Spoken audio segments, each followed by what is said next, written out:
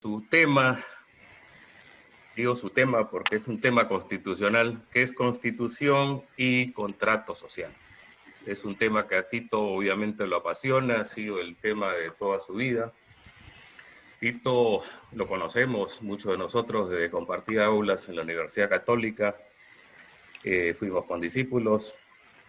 Luego él hizo estudios de posgrado en la Universidad de Wisconsin y en la Universidad Complutense de Madrid. Y es autor pues de numerosos libros, tratados vinculados al quehacer político, al quehacer del derecho constitucional, que todos conocemos, ¿no? Tito también tiene una gran trayectoria política, por supuesto, ¿no? Desde muy joven estuvo vinculado pues al quehacer político, siendo elegido diputado en el periodo 85-90 y senador del 90 hasta el 95, pero bueno, ahí vino el autogolpe de Fujimori, el 92, que, digamos, impidió que culminara con su periodo en el Senado, pero desde ahí, pues, Tito tuvo una posición u oposición contra el golpe de Estado de Fujimori que lo enfrentó desde un comienzo, ¿no? Fue incluso nombrado presidente del Senado, ahí nomás, como respuesta al autogolpe, y luego todos sabemos que tuvo pues que exiliarse en Costa Rica, perseguido por la dictadura, y estuvo ahí unos años siendo catedrático de una universidad. Ya de regreso al Perú, consecuente con su posición al autogolpe, no participa, o sea, como candidato por ninguna agrupación para el Congreso Constituyente Democrático, que es la que finalmente vía un referéndum muy cuestionado, por supuesto, promulga la Constitución, a la que Tito la llama el documento, por supuesto, ¿no? Del año 93. Desde ahí tiene una participación muy activa. Es consultado por el Congreso de la República, la Comisión Andina de Juristas y otros entes que tratan de hacer un proyecto de reforma o de cambio de la Constitución del 93 a través de diferentes planteamientos que se dieron, ¿no? Lamentablemente en el Congreso de la República esto se ve frustrado en el año 2003, y desde ahí pues ha habido diversos intentos por modificar la Constitución que siempre han terminado en reformas parciales de la misma y no en una reforma total, ¿no? Tengo también que mencionar que Tito fue también representante del Perú ante la OEA en el año 2004-2005, donde ha hecho se desempeñó como presidente del Consejo Permanente de la OEA, ¿no? Donde que esa posición creó, instauró e impulsó la Cátedra de las Américas, ¿no? Que es la idea de llevar a los pueblos latinoamericanos el pensamiento del debate y las ideas que había en el hemisferio. Yo creo que definitivamente me voy a quedar corto en exponer, por una limitación de espacio de tiempo que tengo, en exponer todas las virtudes de Tito, pero creo que ya todos las conocemos, así que sin más preámbulo, creo que le cedo el uso de la palabra a Tito para que nos exponga el tema que nos trae todos a esta reunión. Tito, cuando quieras. Gracias, Coco, y gracias a todos ustedes, queridos amigos. A muchos de ustedes años que no los veía, con otros nos hemos visto ocasionalmente, pero con todos es un placer volver a estar juntos y además agradecerles la gentileza que han tenido de convocarme para tratar de este tema que, como bien ha dicho Coco, es el tema que me apasionó desde las aulas universitarias, cuando no había constitución y parecía una locura dedicarse al derecho constitucional. Tuvimos nosotros la suerte de tener un maestro como García de la Hunde, como Domingo, que es el que sabe, por cierto, y digamos, estuve siempre cerca de él y con él pues desarrollé en épocas en que parecía, digamos, cultivar en el desierto el derecho constitucional. Y luego la práctica, porque realmente, digamos, en la vida, gracias a Dios, hemos estado juntando el tema académico, es decir, producir algunas obras a través del pensamiento, uno las plasma en textos escritos, la academia misma, la enseñanza universitaria y el ejercicio profesional y, por supuesto, el ejercicio de la política misma, que es, al final de cuentas, el tema central del poder, que es la materia del derecho constitucional, pero que también es, digamos, la actividad que se ejercita precisamente para que las cosas eventualmente traten de mejorar desde la perspectiva democrática. Claro que también se puede utilizar el poder para tratar de empeorar o para tratar de enriquecerse personalmente o para tratar de, digamos, hacer que un grupo que nos resulte afín sea el único que se beneficia y olvidarnos del tema de la comunidad. Pero en fin, eso ya son distintos enfoques ideológicos y yo quiero centrarme en la medida de lo posible en este título que ustedes me han asignado, que es Constitución y Pacto Social, es decir, contrato social, ¿no es verdad? Yo quiero comenzar señalando que la Constitución puede llamarse, y algunos autores la llaman así sencillamente, como la forma de organización del poder, es decir, una Constitución es un estatuto de organización del poder, independientemente que sea una Constitución dictatorial, una Constitución aristocrática, una constitución aristocrática, una constitución teocrática, es decir, las distintas maneras que hay de organizar el poder. Y en consecuencia, la constitución, para, digamos, esta visión amplia o esta clasificación amplia de constitución, es la forma de organización del poder. Pero naturalmente, en el sistema democrático, el sistema de nosotros eventualmente que se acepta en el mundo occidental y en el mundo actual, tiene que respetar fundamentalmente dos o tres autoapreciaciones que los seres humanos tenemos en nosotros mismos. Primero, que somos libres; segundo, que somos iguales; y tercero, que somos dignos. Y el único sistema que efectivamente garantiza a la sociedad, digamos, esa juntura, digamos, la mezcla de estos tres elementos, es el sistema democrático, que tiene millones de imperfecciones. No es motivo de citar extensamente la frase de Churchill, pero que al final de cuentas, digamos, es lo mejor que tenemos. Es como decía Guglielmo Ferrero, cuando hablaba Guglielmo Ferrero, ustedes se acuerdan, todos nos acordamos de Onogo Ferrero, pero este era otro italiano que debe haber sido de la época de Onogo Ferrero, era de esa época, y que fue un gran maestro nuestro, de todos nosotros en letras.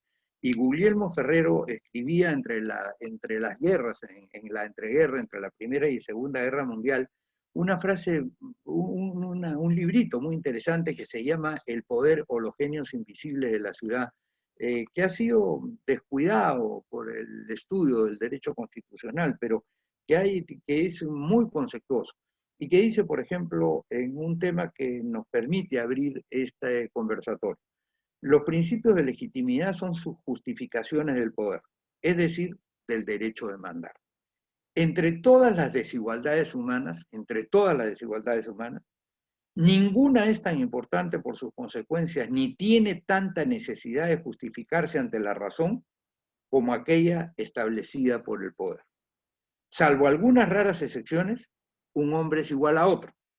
¿Por qué entonces estos tienen el derecho de mandar y los otros tienen el deber de obedecer? Los principios de legitimidad son otras tantas respuestas a esa pregunta. Y efectivamente, cuando no se contesta a esta pregunta, los regímenes caen. Cuando en Inglaterra no se dio respuesta, o en el Imperio Inglés no se dio respuesta a los americanos que decían: oye, compadre, tú no me puedes poner tributos sin que yo participe, porque yo soy el que aquí crea la riqueza, además tenemos un modo distinto de vivir, tú apenas te preocupas de lo que pasa en tus colonias. Y eso se hizo digamos, común, eso se hizo moneda corriente, perdió legitimidad y se cayó el sistema en los Estados Unidos y apareció la democracia en los Estados Unidos. Cuando en Francia no pudieron explicar los reyes y los nobles por qué ellos estaban llenos de comodidades y además de privilegios y la gente del pueblo no tenía ni para comer pan, se cayó la democracia y apareció un sistema que quiso ser democrático, pero que inmediatamente fue ahogado por una dictadura y por varias dictaduras eventualmente, o por varios gobiernos autocráticos, el imperio de Bonaparte, la propia anarquía generada luego de la Revolución Francesa con Danton, con Robespierre, con todos ellos, y finalmente los Luises hasta Luis Napoleón, ¿no es verdad? Donde recién más o menos ya se asienta la democracia en Francia. Entonces, para la democracia, sin embargo, ya establecida, la forma de organización, o sea, no se trata solamente de la forma de organización del poder, sino se trata de algo que es fundamental, es cómo el gobierno ejerce el poder, cómo este pueblo que es el titular del poder lo ejerce y lo ejerce de una manera ordenada. Y sobre todo, como dice Karl Loewenstein, cómo se le ponen límites al ejercicio del poder. Karl Loewenstein señala con toda claridad que no se puede hablar de una constitución si es que efectivamente no tenemos nosotros una limitación al ejercicio del poder. Si no hay una limitación al ejercicio del poder, dice Loewenstein, entonces no podemos hablar nosotros de constitución. Es decir, para que haya una constitución, tiene que haber una limitación. La constitución se convirtió en el dispositivo fundamental para el control del poder.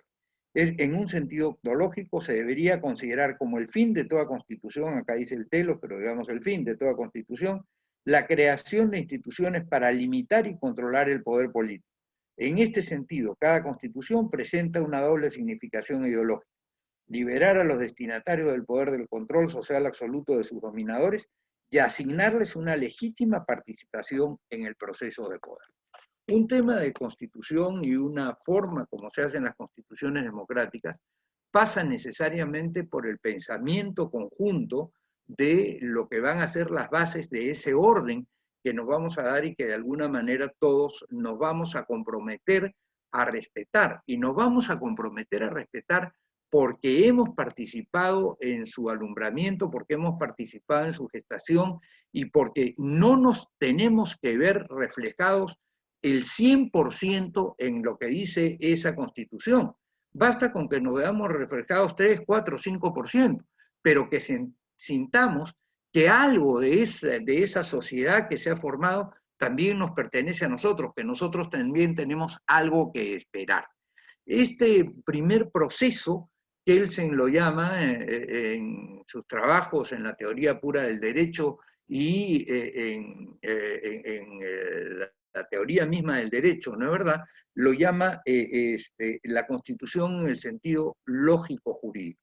¿Qué cosa es la Constitución en el sentido lógico-jurídico? Yo les estoy recordando, por cierto, lo que hemos aprendido con tan magníficos profesores como Lucho Pázara, como Héctor Cornejo Chávez, en fin, pero especialmente Lucho, que fue un gran profesor de introducción al derecho y que creo que muchos de nosotros estamos en el derecho, porque realmente su inteligencia nos cautivó y, digamos, entendimos que el derecho era mucho más que leyes, era mucho más que lo que acaba de decir el presidente del Jurado Nacional de Elecciones, normas. Yo voy a resolver de acuerdo a las normas. Bueno, lo primero que tiene que acordarse es que las normas comienzan en la Constitución y no comienzan en un formulario, ¿no es verdad?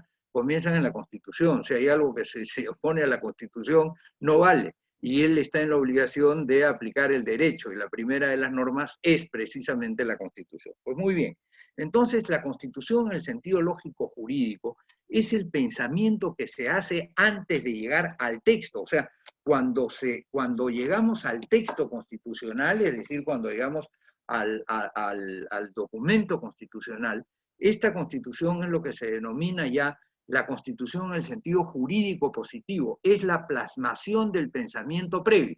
Y esto lo trasladamos al texto constitucional, pero el espíritu está en lo que se llama la Constitución en el sentido lógico-jurídico. y esto se traslada efectivamente a la Constitución. Entonces, hay varias definiciones de Constitución que son muy importantes, ¿no es verdad? Y que efectivamente entienden cómo es que se organiza una sociedad o cómo es que se organiza un Estado. La Constitución, como decía Kelsen, es la norma hipotética fundamental, a partir del cual todas las demás normas, es decir, todo el orden social tiene que hacerse de conformidad con ese principio original que hemos acordado y que para cambiarlo tenemos que estar nuevamente en una gran cantidad de acuerdos y luego de un proceso de pensamiento y de un proceso de análisis muy sereno y muy severo para poder cambiar el texto constitucional. Cuando la Constitución se cambia por parches, y lo vimos en el texto de Fujimori aceptando que eso sea una constitución, vemos como, por ejemplo, por cambiar el artículo 112 que prohibía la reelección inmediata, que fue la que él se dio como consecuencia del golpe de Estado, la norma que se dio como consecuencia del golpe de Estado, entonces cuando llegaron los parlamentarios que salieron luego de que huyera al Japón y renunciara por fax, entonces se dijo, vamos a cambiar esto, vamos a acabar con la Constitución, con la reelección inmediata. Y entonces cambiaron el artículo 102. Pero se olvidaron que el tema de la reelección no solamente es un tema de ese personaje, sino que es un tema de todo un entorno que efectivamente se puede favorecer con el ejercicio del poder. Y ahí tuvimos, por ejemplo, el debate en el periodo anterior cuando estábamos discutiendo si a la Argentina la señora Nadine también podía ser presidenta o candidata a presidenta, en el año 2016. Obviamente, de acuerdo a la Constitución de 1979, que fue elaborada por gente que pensaba y que conocía de política, eso no podía suceder. ¿Por qué? Porque de acuerdo al capítulo sobre el sistema de reelección, no solamente se impedía la reelección de la persona que estaba en la presidencia, sino de la esposa, los parientes hasta el segundo grado de afinidad y cuarto de consanguinidad, los que estaban en la Fuerza Armada, los que eran presidentes de una región, los que estaban en la superintendencia de Banca y Seguros, es decir, todos aquellos que ejercen alguna manera de poder de la cual puedan beneficiarse, entonces estaban impedidos de ser candidatos a la presidencia de la República por una disposición constitucional que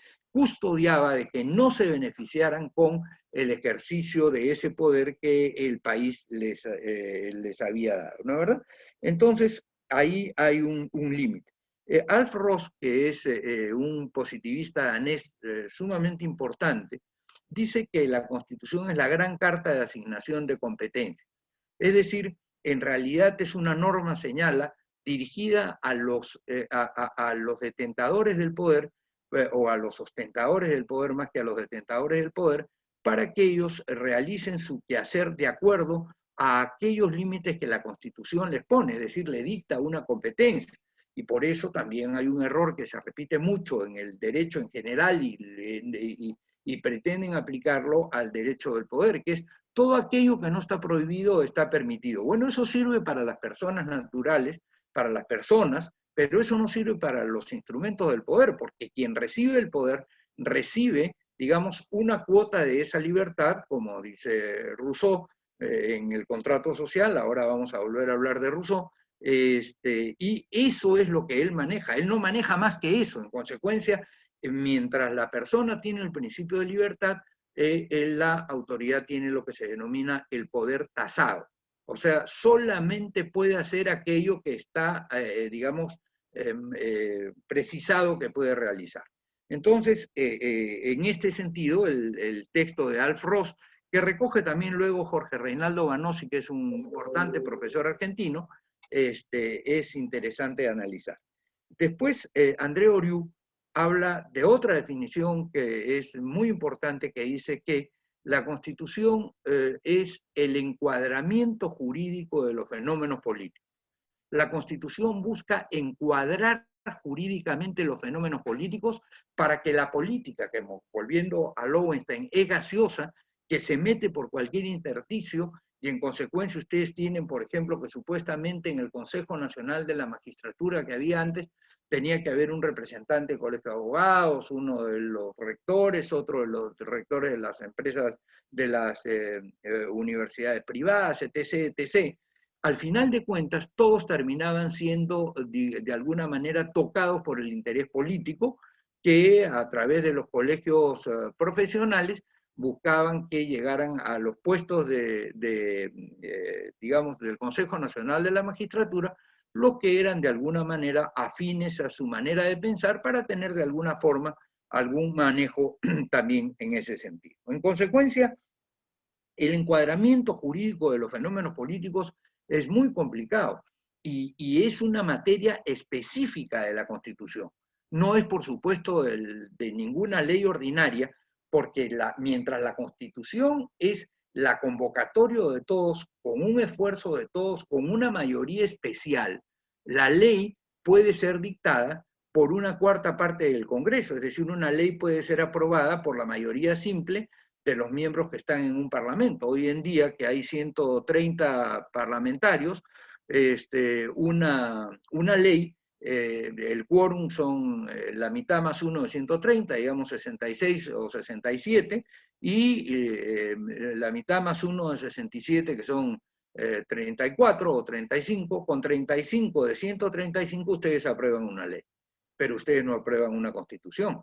¿Por qué? Y entonces ustedes están dándole a una fracción del país la posibilidad de decidir el destino de todo el rumbo del país si permiten que a través de una ley se entienda cambiada la Constitución. Y por eso, cuando a veces la Constitución dice la ley desarrollará, el tema desarrollará no quiere decir puede hacer lo que le da la gana al margen de lo que diga la Constitución.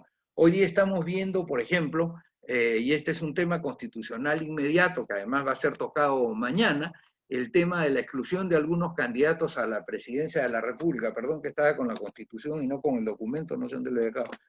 Por acá estaba. Acá está. Bueno, no, así, acá está. Pues muy bien, el artículo 31 de este texto señala lo siguiente. Tienen también el derecho de ser elegidos y elegir libremente a sus representantes, de acuerdo con las condiciones y procedimientos determinados por la ley orgánica, los ciudadanos.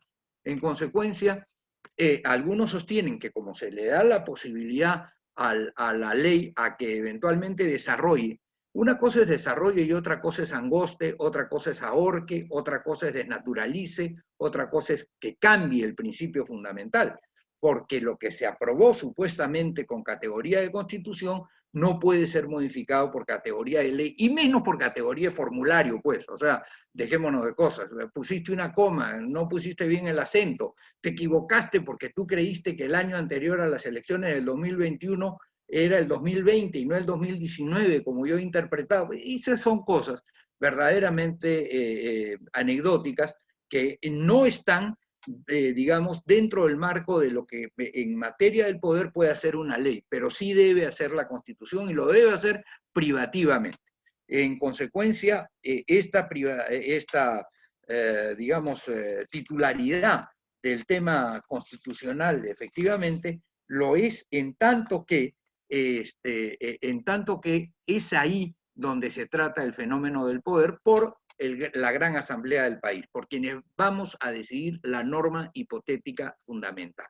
Muy bien, pero la mejor de todas las disposiciones desde el punto de vista o definiciones, desde el punto de vista, digamos, sociológico de la Constitución, es la que da un profesor que se llama Stephen Holmes, y que repite luego Julio César Gaviria, que fue secretario general de la OEA y además presidente de Colombia, cuando promulga las reformas que se hicieron en la Constitución colombiana en 1991. Hay que acordarse que la Constitución de Colombia de 1880 y tanto duró pues más de un siglo, y en consecuencia cuando se hace la modificación dice, lo que yo estoy aprobando es un tratado de paz interna. Es decir, es un acuerdo que todos los ciudadanos nos hacemos para vivir en paz. Y tú puedes vivir en paz en la medida en que participaste en el proceso, en la medida en que te tomaron en cuenta, puedes no haber ganado, pero te tomaron en cuenta, participaste en ella y tuviste la posibilidad de decir lo que más o menos querías, ya sea directamente o a través de tus representantes, como pasa en toda democracia moderna. Entonces, este es un tema que es fundamental, porque es el contrato social. La Constitución es el contrato social, es el tratado de paz interno. Cuando no hay tratado de paz interno, cuando hay una imposición, entonces, más temprano que tarde, van a aparecer los desacuerdos y va a aparecer la deslegitimación.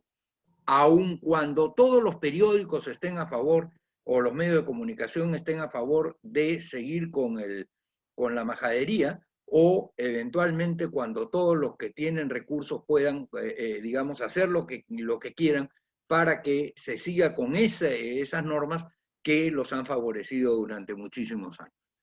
Va a llegar un momento inexorablemente en que este sistema, como decía Ferrero, ya no va a poder responder por qué unos mandan y por qué otros obedecen, y por qué mandan de esta manera y por qué no mandan de esta otra manera. En consecuencia, es muy importante que entendamos, digamos, este tema de contrato, o sea, el contrato que es, digamos, el acuerdo en el que todos participamos de una manera a otra, u otra, ¿no es verdad? El problema está cuando alguien, ya vigente las ideas democráticas, los ideales democráticos, se enquista en el poder y conforma una mafia, y desde esa mafia pretende dar órdenes, ¿no es verdad? Cuando eso sucede, entonces Honoré se pregunta, y creo que se pregunta con razón, lo siguiente. Dice Honoré, no es verdad, hay casos, no es verdad, hay casos en que hay países con gobiernos tan débiles que bandas, señores de la guerrilla, la mafia y sus imitadores y otros por el estilo, pueden operar con total inmunidad, libres de cualquier control gubernamental, y las normas promulgadas por esas bandas pueden tener más caracteres de normas legales que las leyes oficiales del país, y los criminales a veces controlan naciones enteras, ¿no es verdad? En otros casos, ya citando a Richard Posner, nos dice, en ese sentido, las normas de la mafia pueden en ese momento ser más parecidas a las normas que las del gobierno oficial, porque claro, van a hacerse efectivas a través de la fuerza, pero ninguno de ellos les llamaría leyes aún sí, como a veces pasa, el gobierno oficial se hace cómplice en el ejercicio de los poderes cuasi legales de esa banda y puede aún, en efecto, haberles delegado la responsabilidad de hacer cumplir las normas.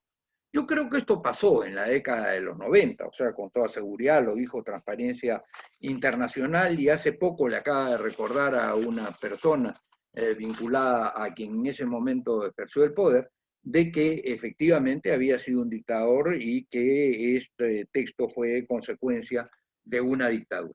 Y desde ya les voy diciendo, porque esta es una pregunta que seguramente aflorará en ustedes, el tiempo no ha validado esta circunstancia. En algún momento se va a volver a discutir y se va a tener que volver a discutir y se va a tener que discutir bien, ¿no es verdad? Porque si aquellos productores de decisiones democráticamente elegidos se convierten simplemente en una fachada para que los grupos no elegidos democráticamente ejerzan mucho más poder, entonces, como dice Samuel Huntington en su libro La Tercera Ola, aquel sistema político resulta claramente no democrático. En suma, en estos casos, no hay ni derecho ni democracia, porque, como lo ha señalado Sartori, una dictadura es un gobierno no constitucional, bien porque sus dirigentes convierten en un engaño la constitución preexistente, como pasó en el texto de 1993, en el cual ni ellos mismos respetaban su propio texto, bien porque redactan una constitución que les confiere el poder para hacer de hecho lo que quieren. Desde este punto de vista, la estructura de las dictaduras es y puede concebirse como la antítesis de las estructuras constitucionales. Esto lo dice Giovanni Sartori, el gran constitucionalista y el gran politólogo italiano. En consecuencia, la Constitución requiere efectivamente un pacto que no puede ser un acto de imposición o un acto de fuerza. Porque si es un acto de fuerza, el propio Rousseau lo decía con absoluta claridad. Rousseau, cuando habla de este tema, dice, la fuerza es una potencia física y no veo qué moralidad puede resultar de sus efectos. Ceder a la fuerza, como nos pasó a nosotros, los peruanos, es un acto de necesidad, no de voluntad. Cuando más puede ser de prudencia. Es decir, yo no quiero enfrentarme hoy a los tanques, porque además el ejercicio de la fuerza hoy pues, es bastante distinto de lo que era a finales del siglo XIX o a mitad o comienzo del siglo XIX, donde eventualmente cada uno sacaba una pistola y más o menos se enfrentaba con el resto. Hoy día sacan un tanque, tiran una bomba, avientan una granada y todo el mundo muere. Pero además no solo eso, el poder no solamente cuenta con ese recurso, sino que adicionalmente cuenta con el recurso de la SUNAT, cuenta con el recurso de la policía fiscal, cuenta con el recurso a veces de la fiscalía a la que coopta y en consecuencia convierte en enemigo como si hubiera sido delincuente a alguien que sencillamente discrepa, etcétera, etcétera. ¿En qué sentido entonces, se pregunta Rousseau, puede ser un deber obedecer esto? Si es preciso obedecer por fuerza, dice Rousseau, no es necesario obedecer por deber. Y si la fuerza desaparece, la obligación no existe. Resulta por consiguiente que la palabra derecho no añade nada a la fuerza, ni significa aquí nada en absoluto. Lamentablemente, terminado el régimen dictatorial que tuvimos que padecer entre el año 92 y el año 2000, con el escape de Fujimori, nos faltó coraje, o nos faltó orden, o nos faltó determinación para declarar la nulidad de ese texto y para volver a discutir, como lo planteó la Comisión de Bases para la Reforma de la Constitución, que fuera convocada por Valentín Paniagua y que estuviera presidida por ese otro gran maestro nuestro, Carlos Fernández Cesareo, que llegó a enseñarnos a algunos de nosotros, ¿no es verdad? Y donde estuvieron presentes, digamos, juristas que también han sido nuestros maestros o nuestros condiscípulos, ¿no es verdad? Como el caso de Diego García Sayán, como el caso de Domingo García Belaúnde, en fin, etcétera, distintos personajes a los cuales todos nosotros conocemos y sabemos de sus competencias y de su capacidad, ¿no es verdad? En realidad, y esto nos dice Paniagua, que también fue profesor de nosotros, por lo menos mío fue profesor de instituciones de derecho público, no sé si de instituciones públicas, de empresas públicas, seguramente ustedes también. En realidad, dijo Paniagua después en este ensayo que publica para la Fundación Konrad Adenauer, que se llamaba Retos y Posibilidades de la Reforma Constitucional, y esto lo dice en el año 2004-2005, nosotros desaprovechamos la coyuntura que ofrecía el paso del gobierno transitorio al régimen actual. Me refiero al momento en que se hizo entrega de las conclusiones del informe de los juristas convocados para proponer bases para la reforma constitucional. Era una buena coyuntura para promover un gran debate nacional ordenado en alguna forma por las bases entonces propuestas. Se desperdició esta oportunidad. Palabras directas de Valentín Paniagua. Entonces, como ven ustedes, a partir de ahí hemos seguido con una norma que eventualmente cada vez que se ha puesto en debate hay un sector importante del país que la discute. Yo soy uno de ellos que la discutió desde el primer momento, por supuesto. Pero fíjense ustedes, en la elección del 2006, García plantea que cuando gane las elecciones y las ganaba, y las ganó, iba a volver a la Constitución de Haya de la Torre y que le iba a hacer algunas reformas. En consecuencia, esa pregunta estuvo en la cabeza de los electores y de repente algunos han votado por eso. No estoy seguro que a tantos les interese o los llegue o conozcan lo que es el tema constitucional, pero por lo menos estuvo en debate y por lo menos esa fue la idea que ganó. Y en el año 2011, ni qué decir, Ollanta Humala juró prácticamente por la Constitución de 1979, e igualmente lo hicieron Marisol, su vicepresidenta, y Omar Chejade, ¿no es verdad? O sea, abiertamente.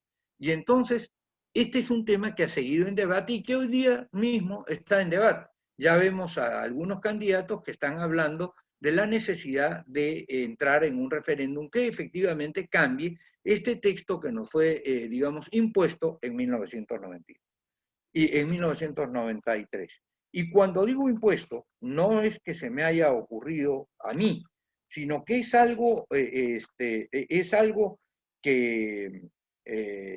lo ha dicho el propio Tribunal Constitucional.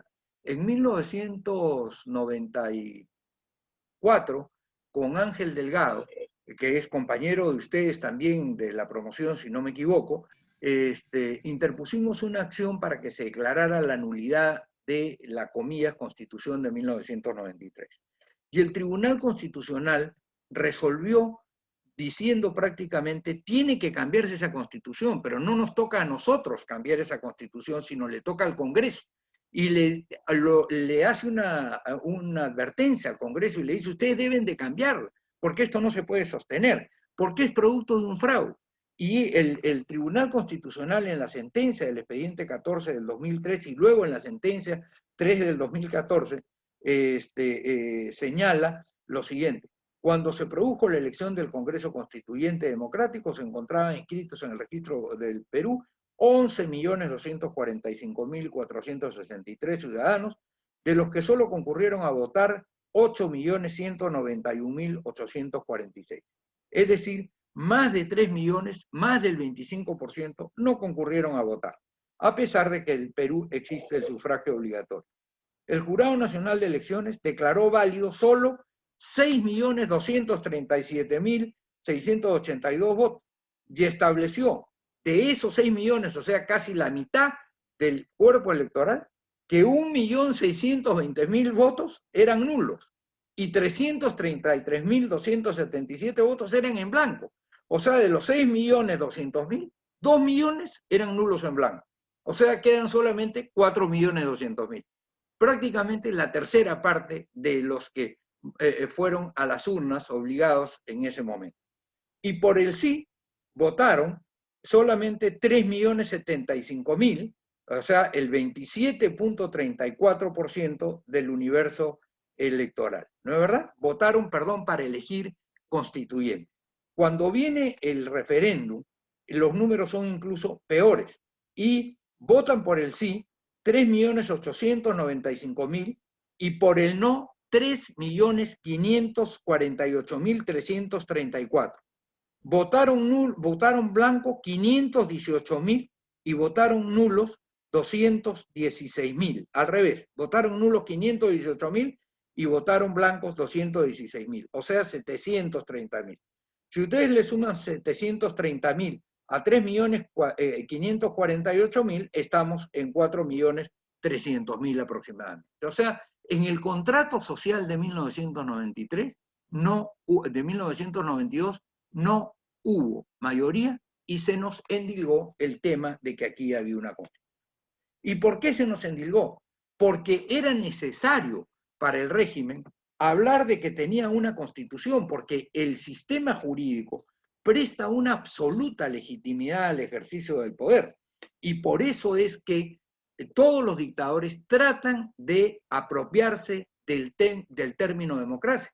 Si no, vean ustedes a Maduro, o vean ustedes lo que pasa con Ortega, o vean ustedes lo que pasa con todos los países que siendo procomunistas prácticamente se llaman democracias. Incluso nosotros tuvimos en el Perú entre 1978, entre 1968 y 1980, un régimen que se llamaba, sobre todo hasta el año 75, la democracia social de participación plena. Estábamos en la universidad, nos acordamos perfectamente del término, ¿no es verdad? O sea, no se atrevían a denominarse una dictadura, ¿no es verdad? Y el profesor Ángel Rivero, que es un profesor español, decía, política y lenguaje están en profunda relación. De hecho, la congruencia de nuestro vocabulario político con la descripción de nuestras instituciones proporciona legitimidad, el combustible necesario para el funcionamiento del sistema político. Y Giovanni Sartori, a quien hemos referido en un libro muy interesante, otro distinto, que se llama Teoría de la Democracia, dice, aunque la discusión no verse sobre las palabras, se desarrolla por medio de las palabras. Las palabras son inseparables de lo que se discute. Si las ideas tienen consecuencias, también deben de tenerlas las palabras, pues la idea es la mano en cuyo guante es la palabra. Una idea determinada se transmite a través de una palabra determinada, y el determinar a una cosa de cierto modo es lo mismo que sugerir cómo interpretar esa cosa. Las palabras no son solo anteojeras que nos conduzcan a ver esto y no lo otro, a mirar aquí y no allá. Las palabras conforman también el pensamiento. Y es por eso que tuvimos mucha responsabilidad los abogados, y especialmente los profesores de Derecho Constitucional en estas décadas, en no llamar a lo que es el texto de 1993 o en llamar a lo que es el texto del 93 Constitución.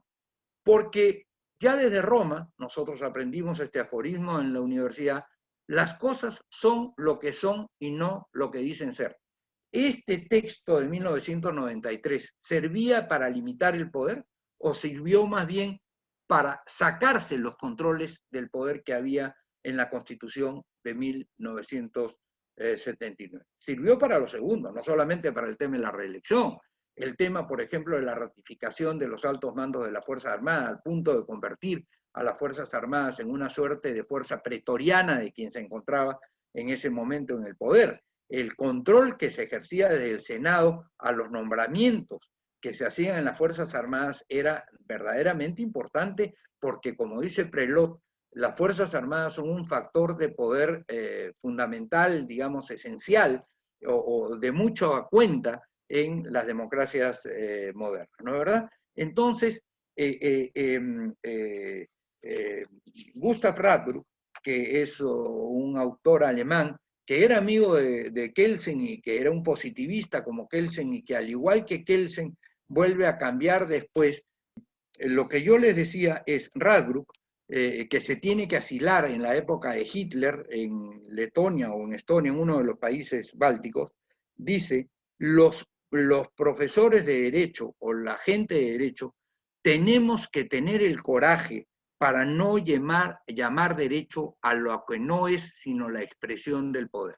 Eso lo dice un librito que se llama 5 minutos sobre filosofía del derecho. Y Radbruch es uno de los justnaturalistas más importantes, diría yo, del siglo pasado. Pero nosotros no tuvimos el coraje para llamar elemento de la dictadura a lo que había sido elemento de la dictadura. Y lo seguimos llamando por costumbre, por acomodo, por no pelearnos con el poder como constitución. Y en consecuencia, todo esto que ha seguido tiene más o menos un inicio en este tema, ¿no es verdad? Y aquí yo quiero, digamos, antes de terminar en estos 35, 40 minutos de esta exposición de por qué tiene que haber un contrato social, citar a Peter Haberle, que señala con toda claridad que no cualquier cosa es constitución, ¿no es verdad? O como dice Alexis de Tocqueville, ¿no es verdad?, en su Democracia en América, no es el uso del poder el hábito de la obediencia lo que deprava a los hombres, dice Alexis de Tocqueville, sino el desempeño de un poder que se considera ilegítimo, y la obediencia al mismo si se estima usurpado u opresor. Y Haberle nos dice lo siguiente: aunque todas las prescripciones del texto dictatorial fueran razonables, y el dictador y quienes gobernaron con él las hubieran atendido fielmente, tampoco sería obligatorio ese texto luego de concluido ese régimen, porque en ese caso estamos hablando de una flatus vocis, y en realidad la Constitución no solo es ratio, no solamente es razón, aunque fuera perfecto lo que imaginó el dictador, sino es emotio, es decir, es emoción. El contrato social se nutre de la vida de los seres humanos que conforman esa sociedad. Y en consecuencia, apunta a regir la vida de la sociedad desde una perspectiva integral. Entonces, señala, ¿puede creerse que una sociedad democrática deba sentirse obligada por un esputo de la dictadura? En este caso, no puede haber ni orgullo, ni autoestima, ni dignidad, ni menos aún entusiasmo para el pueblo, si se permite que un documento producido con el mayor desprecio por el derecho y la democracia determine el modo de conducta obligatorio que ha de regir a una nación libre. Por ello es que tampoco desde una perspectiva integral puede catalogarse a un texto así como constitución. Como ustedes ven, todos los profesores que han estudiado en serio y que no se han acomodado con el poder para que me den una asesoría o cualquier otra cosa, han sabido determinar y distinguir lo que es una constitución de lo que no es una constitución. Nosotros podemos llamar a este instrumento que tengo en este momento en mi mano un caballo de carrera. Yo puedo decir que este es un caballo de carrera. Ustedes me dirán, oye Tito, tú estás loco, eso no es un caballo de carrera, ese es un lapicero. No, no es un caballo de carrera. ¿Por qué? Porque volvemos a los romanos. Las cosas son lo que son y no lo que dicen ser. Esto no sirve para ir al hipódromo y correr el derbi. Esto sirve para escribir y a lo que sirve para escribir se le llama lápiz o se le llama lapicero, ¿no es verdad? En consecuencia, la idea que nosotros tenemos de caballo de carrera es una idea distinta a esta. Y la idea que en el derecho hay de lo que es la Constitución es distinta a lo que hoy día tenemos. Ahora, el problema está, y aquí ya entramos a la parte final de esta parte de la conversación, o por lo menos de esta conversación, en que qué hacemos ahora después de 32 años de pereza y de flacidez, vamos a decir, societaria, para cambiar, y política, para cambiar este texto. ¿Tiene que cambiarse? Va a tener que cambiarse.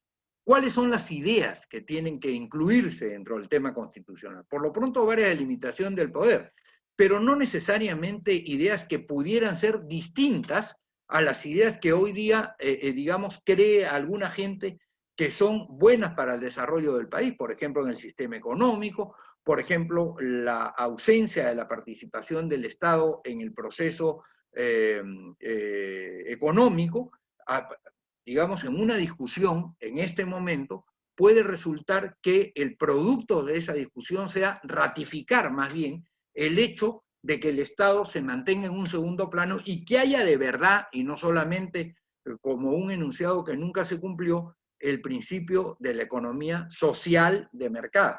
Es decir, aquí nos hemos saltado la palabra social. Y hay algunas oportunidades en las que el Estado, a mi criterio, debe de intervenir en la vida de la comunidad precisamente para lograr que las personas puedan seguir siendo, digamos, equiparados en el inicio para a partir de ahí construir con su libertad todo lo que ellos pueden construir y para mantener su dignidad. Entonces el Estado debe de participar. Debe de participar en circunstancias subsidiarias y supletorias para mí. O sea, el motor de la economía, a mi criterio, debe de ser siempre la persona humana o el conjunto de personas humanas, porque al final de cuentas eso está en el ADN de la libertad del ser humano. Pero también debemos de preocuparnos por el tema de la solidaridad, de la fraternidad. La tragedia de la política en los últimos tiempos fue que luego de la Revolución Francesa, los que terminaron siendo capitalistas o liberales se quedaron con el término libertad. Los comunistas se pretendieron apropiar y creen hasta ahora que se han apropiado del término de igualdad, no obstante que cualquier régimen comunista es lo más desigual que hay en el mundo, ¿no es verdad? Porque ahí los que están en la nomenclatura son la mamá de Tarzán y los demás no son nada, ¿no es verdad? Pero los dos se olvidaron de la tercera de las palabras de la Revolución Francesa, que era la fraternidad. Y la fraternidad no es otra cosa que la solidaridad, que es el compromiso que tenemos todos de preocuparnos por el resto de la sociedad. Y entonces para eso tenemos que armar lo que se llama, tenemos que ir creando lo que se llama un momento constituyente. Porque ir en este momento, yo soy un convencido de que hay que ir a un proceso constituyente, pero ir en este momento a un proceso constituyente cuando no queremos a ninguno o no creemos en ninguno de los candidatos, o creemos en alguno de los candidatos a medias, o creemos todo en un candidato, pero en realidad está bastante disperso el país, No hay un momento constituyente, hay un momento de confusión, hay un momento de achoramiento mutuo, vamos a decirlo de alguna manera, un momento donde es difícil crear un pacto social, no solamente porque hay encono, sino porque, y esto es lo principal, porque faltan ideas. Fijémonos lo que está pasando en el Perú de ahora y en las, comillas, discusiones o debates que hay para la decisión de quién va a conducir los destinos del país en los próximos años. Y esto se ha debido a que desde el régimen de Fujimori se empezó el proceso de disolución de los partidos políticos, de envilecimiento primero y de disolución después de los partidos políticos. Al punto tal que lo que hoy existe son, vamos a decir de alguna manera, franquicias que se consiguieron de alguna manera, en fin, no necesariamente democrática, pero eventualmente es lo que hay, ¿no es verdad? Y tenemos que preparar el país para un debate constituyente que, a mi criterio, tiene que venir lo antes posible, ¿no es verdad? Y tenemos, y en esto hago una invocación a todos ustedes, que parar un poquito el raje de los políticos. Yo no creo mucho en lo que, porque hay una diferencia fundamental que siempre les digo a mis amigos de la Unidad Democrática de Centro, que es el esfuerzo en que me hallo en este instante, tratando de constituir para que el Perú no quede en esta suerte de desierto político que hay en nuestra nación, sino que hay que formar cuadros para que puedan ser candidatos a presidentes regionales, a alcaldes, a regidores, a lo que fuere, en las elecciones del año 2022. Y entonces yo siempre les digo una frase que escuché de Ramiro Priale, y esa frase es distinto ser que estar. Es distinto estar en la política que ser político. Y lo que tenemos hoy día, y nos quieren hablar de que hay una clase política, y aquí no hay ninguna clase política, aquí no hay ningún grupo de gente que se haya preparado para la política. Los que hay ahora son gente que está en la política. Y estar es muy distinto de ser. Ser es una cualidad esencial de la persona. Es decir, yo soy así o soy asá. Yo estoy acá, pero dentro de 2 minutos estoy allá. Y ustedes lo están viendo claramente el día de hoy, ¿no es verdad? Entonces, hay que parar un poco el raje de los que efectivamente son políticos y quieren hacer política a pesar de lo difícil que es, y más bien yo los invito a que se sumen a cualquier proyecto al que ustedes crean, pero que se sumen a un proyecto para efectivamente hacer política, para poder entrar en lo que llama Conrad Gesse un momento constitucional, un momento constituyente, un espacio en donde podamos empezar a razonar de cómo queremos que sean las relaciones entre el Estado y la persona, cómo queremos que sea el Poder Judicial, cómo queremos que sean las relaciones entre los órganos del poder del Estado. Nosotros tenemos el absurdo de que la dirección del Ministerio de Pesquería le interpone una acción de amparo a la dirección del Ministerio de Economía, o la dirección del Ministerio de Economía le interpone una acción de amparo a la dirección del Ministerio de Agricultura, cuando no entienden que la acción de amparo o las acciones de garantía son para la defensa de los derechos de la persona y no para la discusión de las competencias de los órganos del Estado. Pero lo más curioso no es que ellos le interpongan, es que los jueces le dan curso y terminan sentenciando. Eso es lo más gracioso. Entonces, efectivamente, bueno, tenemos que prepararnos para esta tarea que a nosotros especialmente nos ha tocado y nos toca realizar. No nos olvidemos de la parábola de los talentos. Nosotros somos gente que tiene vocación por lo público.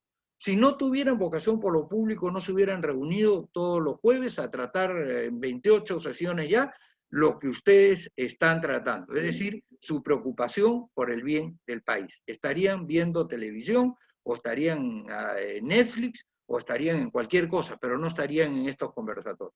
Entonces ustedes tienen una vocación y acuérdense lo que dice la parábola de los talentos.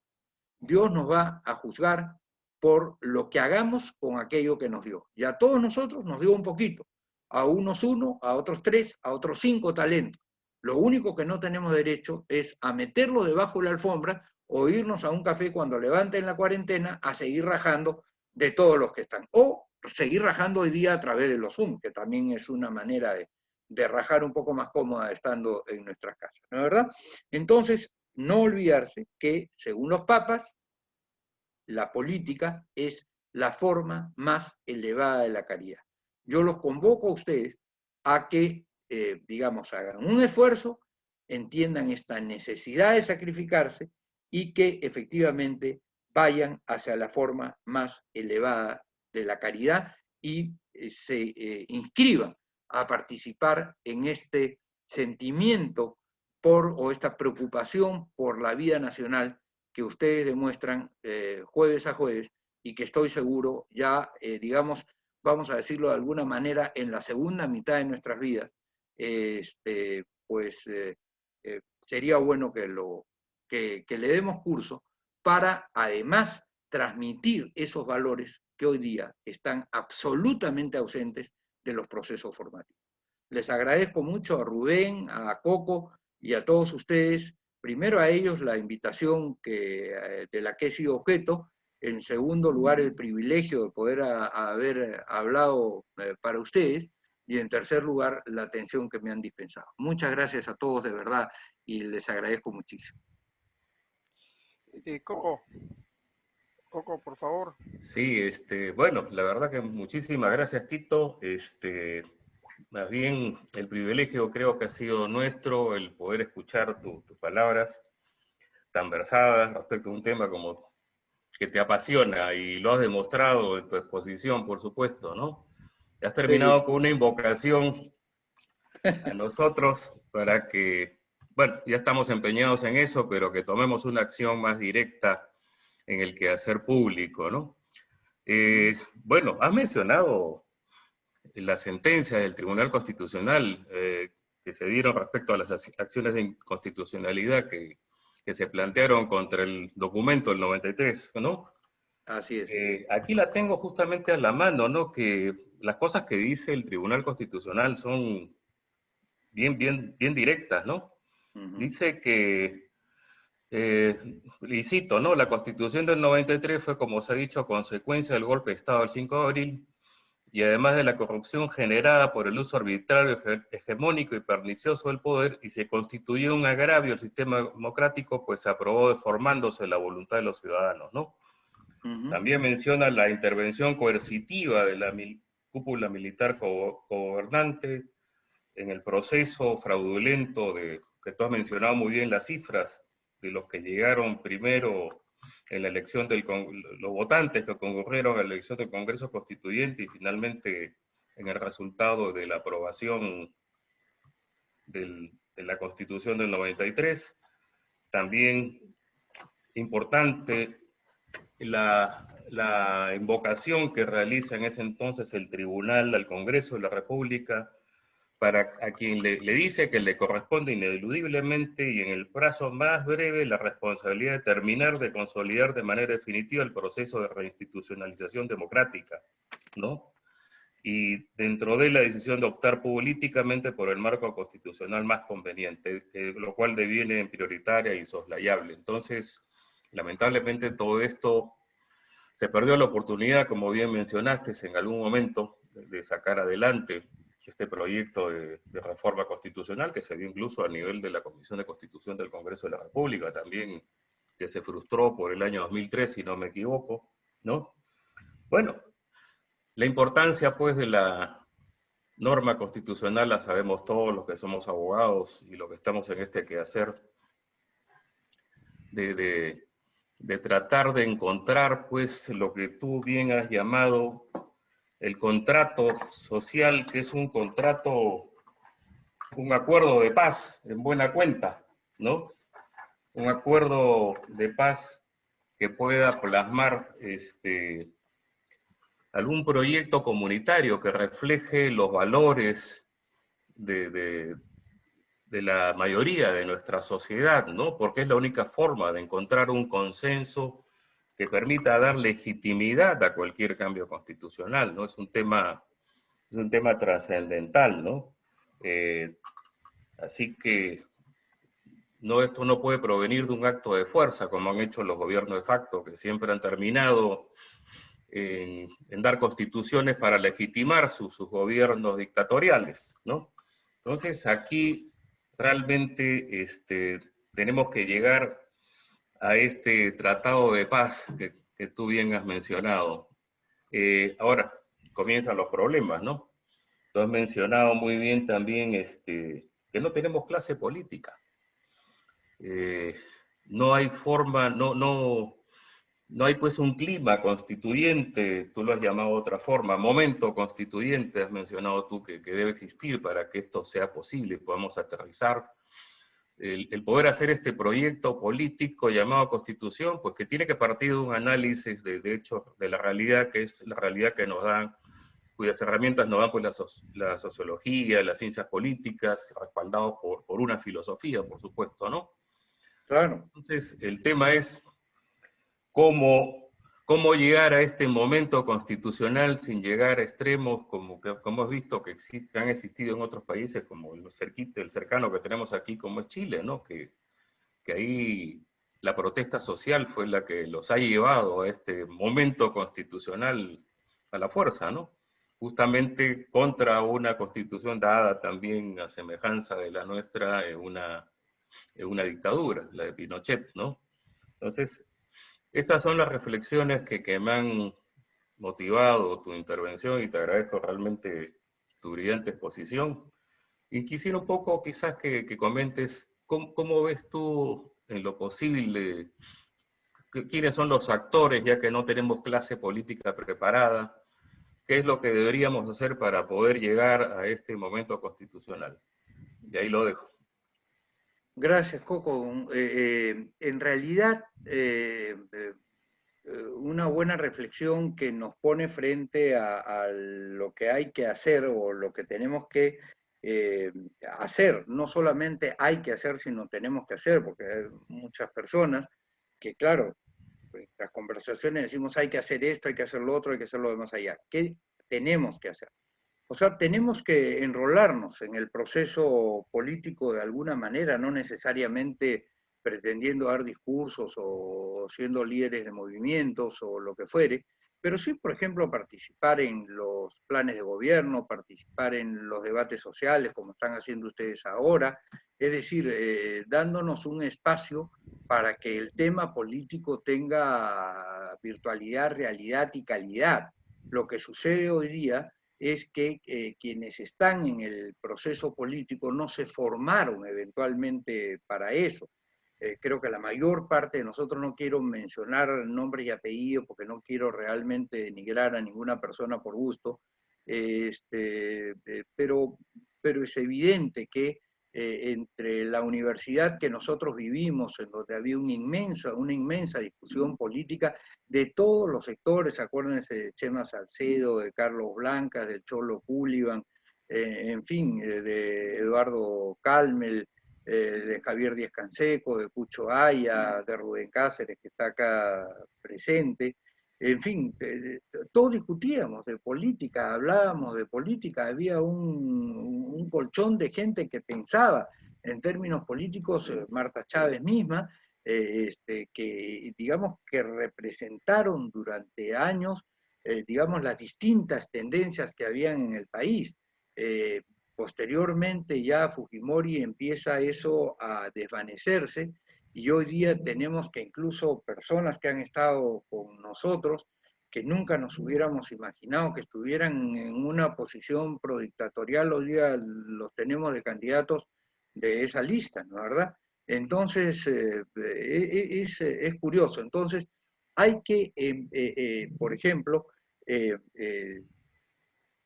discutir un poco con la opinología, ¿no?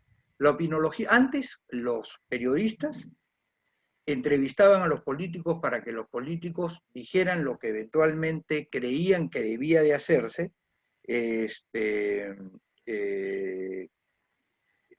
creían lo que debía de hacerse, vamos a decir,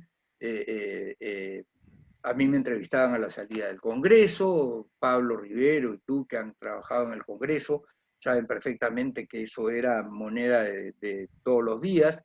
Y bueno, nosotros opinamos. Yo leía, ustedes recuerden, en la prensa, en el comercio de aquella época, las opiniones. Había un periodista que después fue diputado, que era Cavero, Miguel Cavero, si no me equivoco, Cavero Bus quizá, que se lanzó por el APRA, pero que era un gran periodista político. ¿Por qué? Porque resumía muy bien las opiniones de los politólogos, resumía muy bien las opiniones de la gente, eventualmente, que participaba en el debate, y las transmitía, y los medios le daban espacio a los políticos, pues a Ramiro Pralea, a Luis Alberto Sánchez, a Javier Valle Riestra, a Jorge Lozada de Estambuli, a Mario Polar Ugarteche, a Roberto Ramírez del Villar, a Antonino Espinosa Laña. Fíjense la gente que les estoy hablando, Alberto Ruiz Eldre, ¿no es verdad? A Pancho Guerra García, a Quique Bernales, etcétera, a todos ellos, para que dijeran, para que explicaran al país lo que tenían que explicar. Hoy en día, los que supuestamente opinan lo que creen son los opinólogos, que no entran al proceso político, y que cuando entran al proceso político no tienen votos necesariamente, no necesariamente tienen votos. Y en consecuencia, cuando te hablan, te dicen, yo le hago esta pregunta en nombre del pueblo, y entonces tú te dices, perdón un momentito, ¿en nombre de qué pueblo? O sea, ¿cuántos votos tienes de respaldo, no? Porque siempre sería bueno constatar si tu cheque tiene fondos, ¿no? Entonces, esa es una cosa que lamentablemente está pasando, porque además la opinología tiene que coincidir con la línea del dueño del canal, o del dueño de la radio, o del dueño del periódico.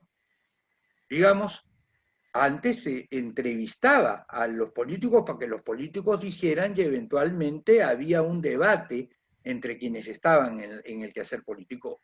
Vamos a proponer nosotros una ley para que ya está lista, estamos esperando que venga el nuevo Congreso, para que efectivamente haya un espacio en la televisión que permita a los distintos partidos, durante 3 horas a la semana, dividido en razón de los porcentajes que obtiene en el Congreso cuando no hay elecciones, y en igualdad de condiciones desde un año antes de las elecciones, desde que van manifestando su deseo de participar en las elecciones, para que puedan dirigirse directamente al pueblo. Todos somos testigos, por ejemplo, de las entrevistas en televisión. Las entrevistas en televisión son a los amigos y a los adversarios. Si son a los amigos, entonces le preguntan a Fernando Málaga, ¿no es verdad? Que es amigo del entrevistador. Y dime, Fernando, ¿cuál es tu segundo nombre? Esa es la pregunta más difícil que le hace. ¿En qué fecha naciste?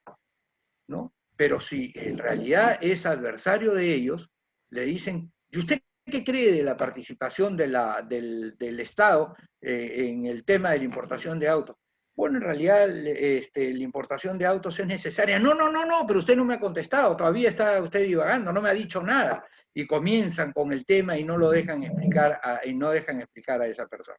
O le empiezan a preguntar sobre cosas que son secundarias y no necesariamente lo que es el centro que le preguntarían, o la pepa que le preguntarían al candidato amigo. Entonces hay que evitar esa intermediación. Entonces, durante 3 horas a la semana, el país debe poder escuchar directamente a quienes son los actores políticos, para evitar que se rompa el nexo entre pueblo y poder. Hoy día está roto el nexo entre pueblo y poder. ¿Por qué? Porque hoy día nos comunicamos a través de los medios de comunicación social, y no nos olvidemos que el Estado no solamente es titular de las ondas electromagnéticas, y que por lo mismo no tendría que pagar nada por el uso de ellas, y además 3 horas de las 168 horas que hay en la semana es menos del 2%, y en consecuencia nadie podría decir que eso es un impuesto confiscatorio. Pero en segundo lugar, nos permitiría conocer directamente cuál es el pensamiento. Yo he votado a favor de la ley de importación de autos por esta y esta razón. Mi partido, dice el otro, ha votado en contra de la ley de importación de autos por esta y esta razón. A nosotros nos están atacando por este y este motivo. Nosotros respondemos esta y esta cosa, sin intermediación, es decir, directamente. hay que abrir que los medios de comunicación que también tienen que participar en el proceso político, y eso lo dice hasta el documento del 93, por supuesto que lo decía la Constitución de 1979, todos tienen el deber de participar, ¿no? Todos los peruanos tienen el deber de honrar al Perú y de proteger los intereses nacionales, así como de respetar, cumplir y defender la Constitución y el ordenamiento jurídico de la nación. Proteger los intereses nacionales implica perpetuar la democracia, y perpetuar la democracia implica empoderar al pueblo a través de conocimiento. Entonces, esta es una de las maneras directas. Otra de las maneras que les voy a decir directamente cómo pueden ustedes participar en política. ¿Cuántos de ustedes, yo les pregunto, han colaborado con el partido político de su preferencia? Con 100 soles, con 1000 soles, con 5000 soles, con 50 soles. ¿Cuántos han colaborado? Yo les aseguro que ni el 15% de los que están en este Zoom. Bueno, una de las cosas que pueden hacer es colaborar con ellos, porque todas las cosas efectivamente implican recursos. Si no le dejamos la cancha política solo a los que tienen recursos, a los que tienen plata como cancha. Y entonces, claro, cuando tú tienes plata como cancha, lo que tienes son empleados como cancha, pero no tienes gente que haga política como cancha. Y ese es el tema. Entonces, métanse su manito al bolsillo y en vez de mandarse 3 cervezas, colaboran con el partido de su preferencia. Por supuesto que si quieren hacerlo con la Unidad Democrática del Centro, bienvenido, ¿no? Pero digamos con el que quieran.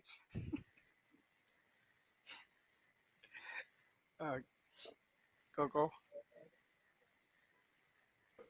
Bueno, indudablemente tengo muchísimas preguntas, me gustaría seguir con esto, pero de ninguna manera. Por favor, Carlitos, abre la ronda de preguntas, yo ahí lo dejo y será en otro momento, Tito, que nos sentaremos a conversar Claro cuando que se sí, pueda. Carlos. Bienvenido a la UDC cuando quieras. Ok, Coco. Listo. Tito, Dime, Carlitos. Pablo Rivero te pregunta, ¿cómo explicas que la Constitución que se emitió en el gobierno de Fujimori sea una de las que más duración tiene en la historia de la República? Bueno, en primer lugar porque los primeros años estuvo sostenida directamente por la fuerza y eventualmente, digamos, fue concebida en términos de beneficiar a lo que se llaman los grupos de poder, digamos, que tienen mayor incidencia en el tema de la difusión de las ideas, vamos a decir. El que tiene propiedad tiene poder. Y si tú haces una norma a partir de fortalecer a quienes tienen propiedad y que a su vez tienen la posibilidad de conseguir una cita rápido con el ministro o de participar en los medios de comunicación, multiplican su influencia a través de ello. ¿Qué cosa hacen? Y eso yo lo padecí en la época de la dictadura de Fujimori. ¿Qué cosa hacen ellos cuando tú les vas a ganar de todas maneras un debate? No vuelven a hablar del tema.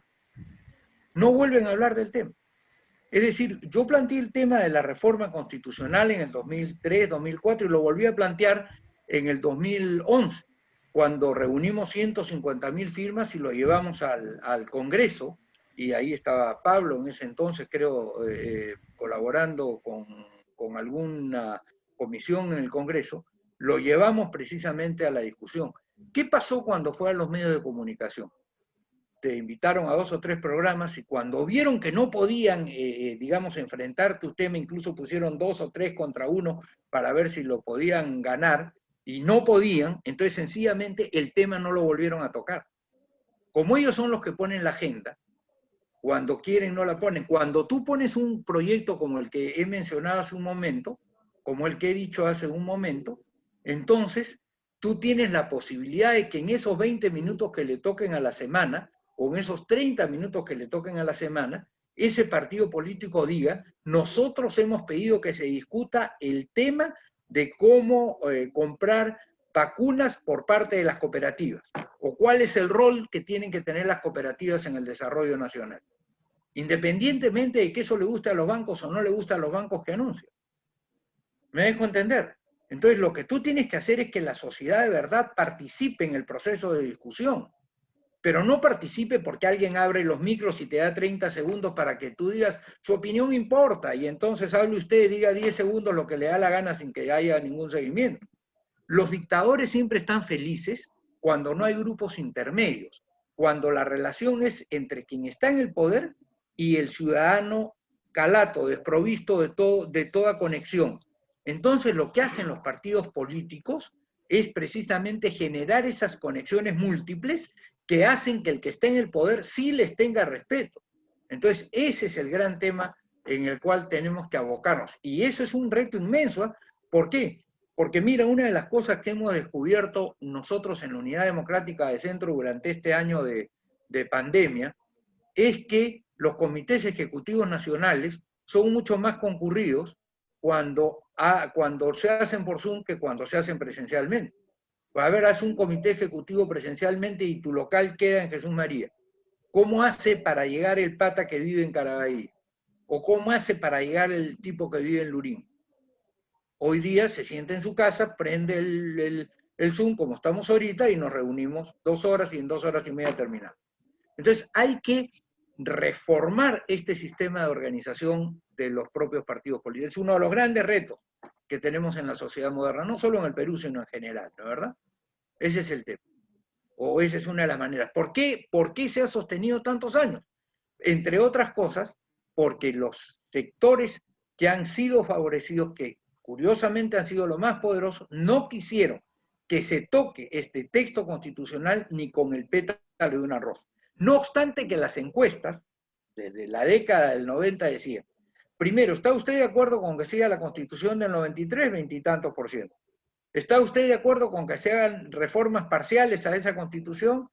30%. ¿Está usted de acuerdo con que se vuelva a la Constitución del 79? 25%. ¿Y está usted de acuerdo con que se hagan reformas sobre la Constitución del 79? Otro 30%. Es decir, tenías casi a 80% que estaban por el cambio de la Constitución, por el acomodo de la Constitución, y sin embargo no pasaba el proceso de reforma constitucional. ¿Te das cuenta? Porque no tenía cómo entrar a los medios. Porque si tú dices eso, entonces te silencian, no te invitan, te persiguen, etc. ¿Me dejo entender?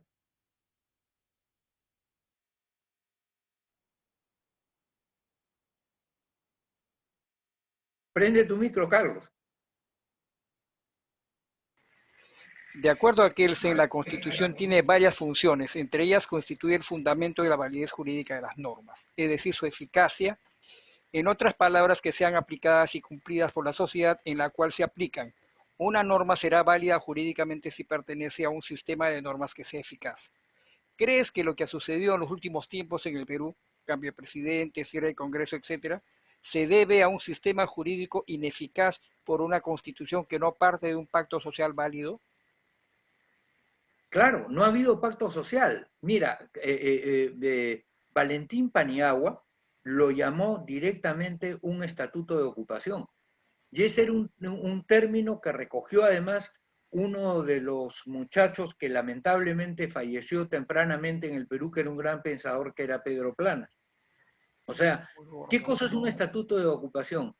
Son las órdenes que le dan quienes ganaron la guerra a quienes perdieron la guerra. Entonces ellos se hicieron del poder en el año 92 y en consecuencia le impusieron sus normas. ¿Alguien puede creer realmente que ese Congreso Constituyente Democrático del año, llamado Congreso Constituyente Democrático del año 92, tuvo efectivamente algo de democracia, algo de talento propio? ¿Ustedes se recuerdan cuando se paraba Espichán, cuando se paraba Ciura, se paraba La Torre, en fin, todos ese nombres que ya ni nos acordamos, y que se ponían a leer un papel temblorosos que les habían mandado el SIM para que ellos sencillamente lo leyeran? ¿Se acuerdan ustedes? Nosotros nos acordamos, nosotros somos gente que ha vivido eso. Entonces, ¿qué pacto social? Eso fue una imposición. Esa fue una imposición del poder. Y tenemos que tener el coraje de saber llamar las cosas por su nombre. Y no pensar que la reforma constitucional es una cosa de comunistas. Por si acaso, si hay comunistas, yo he trabajado con ellos en el Foro Democrático y hemos hecho páginas bien interesantes. Pues yo no creo en el comunismo, yo soy una yo soy una persona que trascendentalista, ustedes que me conocen saben que yo soy católico, y en consecuencia del momento en que creo en Dios, yo soy trascendentalista y el comunista es inmanentista. En consecuencia, hay un momento, digamos, en el cual evidentemente vamos a discrepar. Pero no hicieron mayor cosa por la reforma de la Constitución. O sea, salvo Breña, el negro Barrera Bazán, en fin, Tani Valer, que realmente hicieron un gran trabajo en el Foro Democrático, ¿qué hicieron? ¿Cuántos añitos tenía Verónica Mendoza en el año 2020? ¿Cuántos añitos tenía? Por lo menos tenía 25, ¿no? Bueno, yo tenía muchachos de 17 años, de 18 años, marchando por las calles con el Foro Universitario en ese momento. Entonces no me digan que no se habían enterado de que había una dictadura en el Perú. O sea, no me cuenten ese cuento, eso no es verdad. Entonces no tiene por qué ser comunista. O sea, el Perú, yo creo profundamente que es un país solidario, eso sí. O sea, que no es que sea solidario, que espera que haya una conducción solidaria y que espera convertirse en solidario. Pero para eso necesita un liderazgo que exprese esa solidaridad y que exprese esa vocación por la igualdad en la base que es necesaria para que un país construya con orden la libertad que merece cada uno de los seres humanos.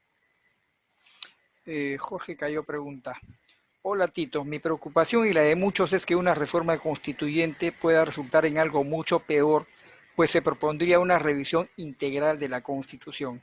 Creo que lo más prudente es revisar ciertos puntos críticos que podrían significar un avance o mejoramiento en materias específicas. No creo que la actual generación de representantes que están en la política tenga la prudencia, sabiduría y visión de futuro que requiere una reforma constitucional integral. Bueno, en la última parte estoy de acuerdo, por eso hablo de que hay que preparar el momento constituyente. Y ese es un trabajo. Pero ¿quiénes somos nosotros para decir estas partes están bien y estas partes están mal? O sea, ¿dónde está el pacto social? El pacto social lo tenemos que hacer todos, no podemos ser tan presumidos de pensar nosotros somos los que decidimos y nadie más. ¿Por qué? Pues nosotros estudiamos en la Pontificia Universidad Católica, en la década de oro de la Universidad Católica o en las décadas de oro de la Universidad Católica, donde realmente salieron los políticos del Perú durante 30 años de ahí en adelante. Esa es la verdad. Entonces, bueno, nosotros somos esos, ya muy bien, pero no podemos pues ser tan presumidos para eso. Y además creo que no es necesario. Hoy día tienes, por ejemplo, jornadas interesantísimas en la Católica Santa María de Arequipa, en la Universidad Católica Santa María de Arequipa, en la Universidad Nacional de Trujillo, por ejemplo, en la San Agustín, en la Universidad incluso del Cusco, o sea, en un montón de universidades de provincias, en donde efectivamente se discute sobre los temas políticos. Hay otras en que se discute menos porque se pretendió precisamente desde la época de Fujimori en convertir la educación en una suerte de parámetro técnico, no político, es decir, simplemente ya no, ¿para qué vas a pertenecer a un partido? Tú tienes que ser independiente, es como la gloria, ¿no es verdad? No, señor. Es decir, si tú quieres que un país cambie, tienes que pertenecer a un colectivo. Si tú quieres que un país cambie, tienes que querer que cambie Ica, ¿no es verdad? Pero que también cambie Apurímac, pero que también cambie Caballo Cocha, pero que también cambie de Atende el Marañón. Entonces, si tú quieres que cambien todos, tienes que tener a todos más o menos en un mínimo común denominador que pueda expresarse al país y que pueda garantizarle resultados homogéneos. Eso es lo que tiene que hacerse a mi criterio y lo que nosotros, por lo pronto, hacemos en la UDC y vuelvo a invitarlos majaderamente. Pablo Rivero dice: qué buena lista de parlamentarios y sobre todo políticos nos haces recordar, Tito. ¿Te parece que entre los candidatos al Congreso de los diferentes movimientos que postulan podremos encontrar al menos 5 de esa calidad? Sí, sí, de verdad que sí. O sea, bueno, ustedes mismos han tenido un compañero que es Coco Nieto, que creo que estaba con ustedes en letras, por lo menos. Se matriculó en Derecho, no sé si estudió Derecho, pero se matriculó en Derecho, ¿no es verdad? Porque, claro, hay gente que se matriculó en la universidad, pero no estudió en la universidad. No es el caso de Coco, porque Coco estudió, creo, temas sociales más que nada, ¿no es verdad? Pero sí, algunos, como no, ya lo creo. 5 hay, de todas maneras. El propio Rospigliosi, digamos, con el que nosotros discrepamos abiertamente ahora, pues yo no me explico el cambio del gusano, ¿no es verdad? Pero que es capaz, ¿no es verdad? O sea, no te quepa duda. Yo espero que haya.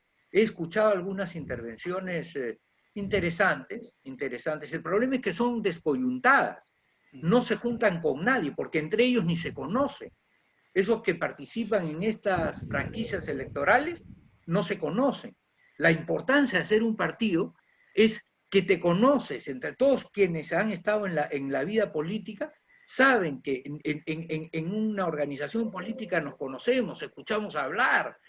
Mira, ahí Casinelli en Trujillo, ese pata es bueno, caracho, y está descollando. Entonces tú cuando vas a Trujillo lo buscas, te das cuenta, ¿no? En Arequipa está Jorge Cueva, que es un pata que es un buen organizador, ¿no es verdad? En cambio, Abarca es medio flojón, ya, todo eso lo sabe. En cambio, si tú no estás en una organización política, terminas fletando a la lista a cualquiera. Porque, a ver, cuéntenme, ¿a cuántas provincias han ido 18 de los 21 candidatos? No digo ahora que están en campaña, sino permanentemente, porque el político no es el que tiene que aparecer en campaña. El político es el que tiene que estar constantemente dándole la vuelta al país. Y yo lo que les estoy diciendo no es algo que yo no haya hecho. ¿Eh? Durante 20 años yo he visitado 72 provincias al año, 72 provincias al año, distintas además. ¿Por qué? Porque si tú no conoces el país, ¿cómo puedes pretender gobernarlo? ¿Cómo puedes pretender hablar de minería informal si nunca has visto los huecos que hay en la provincia de Condesuyos, donde la gente se mete ahí para ganarse un pan, porque el valle de Carabelí, ¿no es verdad?, que es el que está más cerca eventualmente, o el de Chuquibamba, eventualmente pues tienen 700 hectáreas o 1000 hectáreas de área cultivable. Entonces, si no conoces el país, ¿cómo lo vas a gobernar?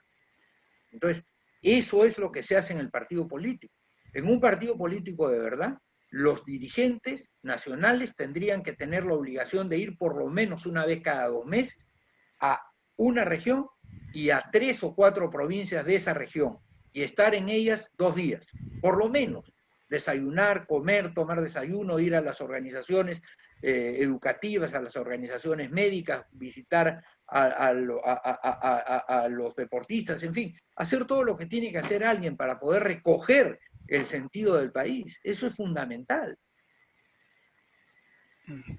Eduardo Candiotti pregunta, desde la fundación de la República siempre las constituciones han sido tratadas solo por ciertos sectores de poder económico, político y de expertos o especialistas. Cerca de 50 pueblos o nacionalidades andinas y amazónicas han sido históricamente invisibilizados y excluidos.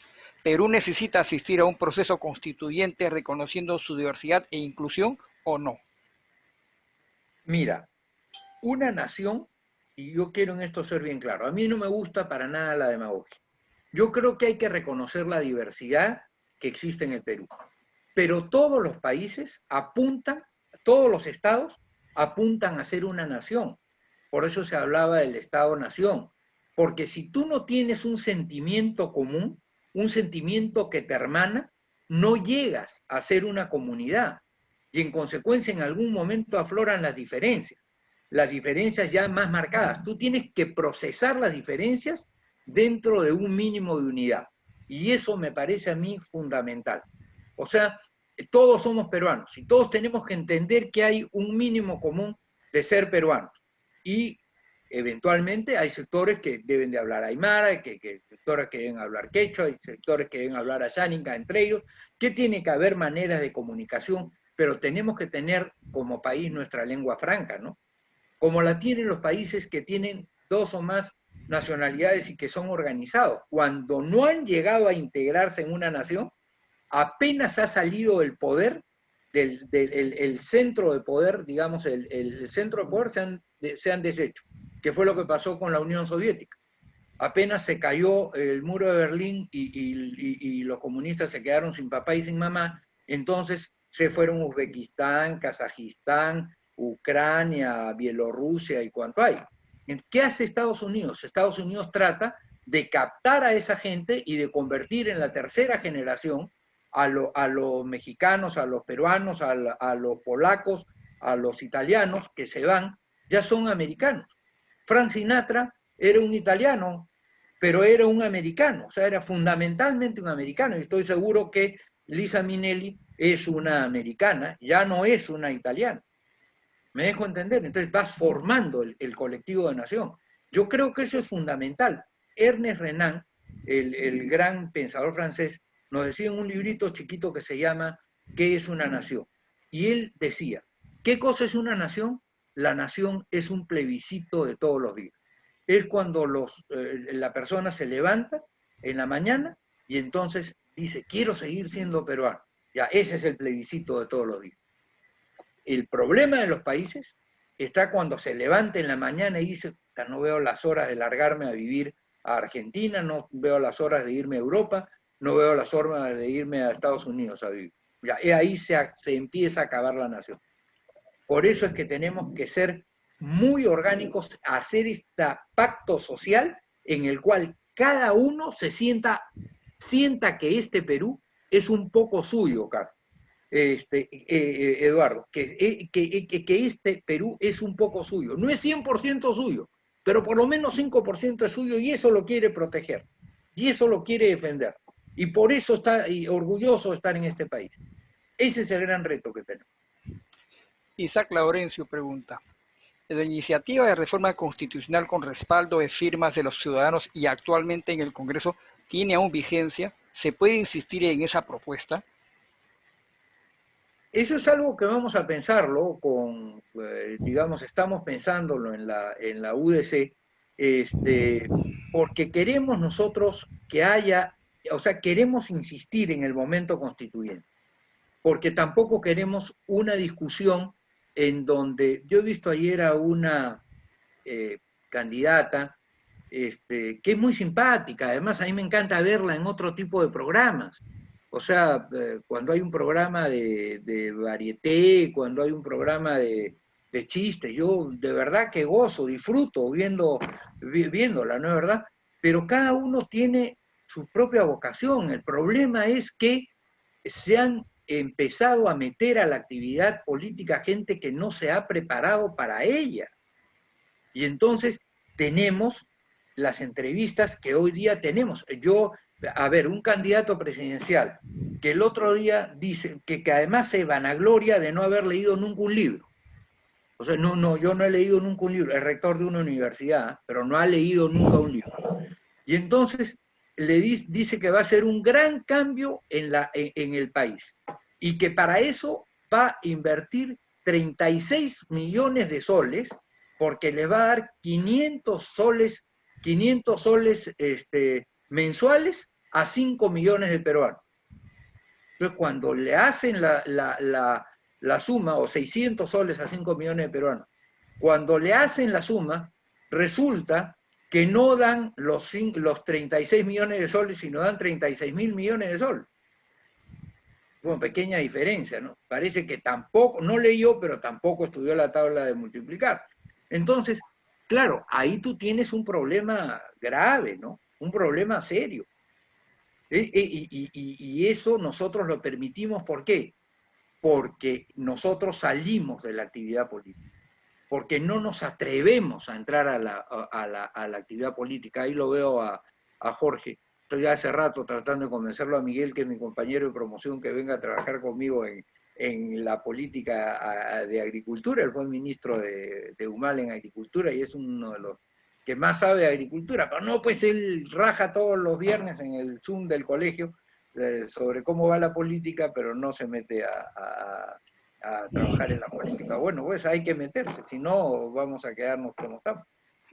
Ok, Tito, la última pregunta te la quiero hacer yo. Mira, yo creo que un contrato social sin justicia no podría existir, ¿ok? Entonces, te voy a preguntar acerca del debido proceso. El debido proceso en nuestra Constitución te garantiza primero el principio de tipicidad, legalidad.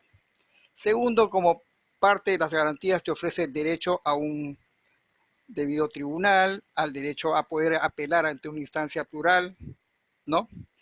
Y el problema es que en el caso de que ya en la Corte Interamericana de Justicia, por lo menos en 3 sentencias, se ha pronunciado respecto a los alcances del debido proceso en el Perú, que inclusive alcanza hasta los interprivados, ¿ya? Bajo ese concepto yo te pregunto, ¿tú no crees que el juicio político, sin importar el nombre que se le ponga, no deba respetar las garantías del debido proceso conforme a nuestra Constitución, la Convención Americana y la Declaración Universal de Derechos Humanos? Ojo, y Bueno, no te lo hago, discúlpame la última pregunta, no te lo hago respecto del el favorecer a la autoridad que está siendo juzgada, sino respecto de nosotros, el pueblo, que sufrimos, porque se habla de que se ha perjudicado al presidente con su vacancia, pero no se habla que nosotros, que tenemos el derecho a intervenir en política cada 5 años, hemos perdido ese derecho prácticamente. bueno, mira, el debido proceso es un derecho continente, como dice el Tribunal Constitucional y lo dicen todos los autores, ¿no? Está lleno, digamos, hay un plexo de derechos. Yo te voy a decir de cosas concretas, por ejemplo, que son violaciones al debido proceso.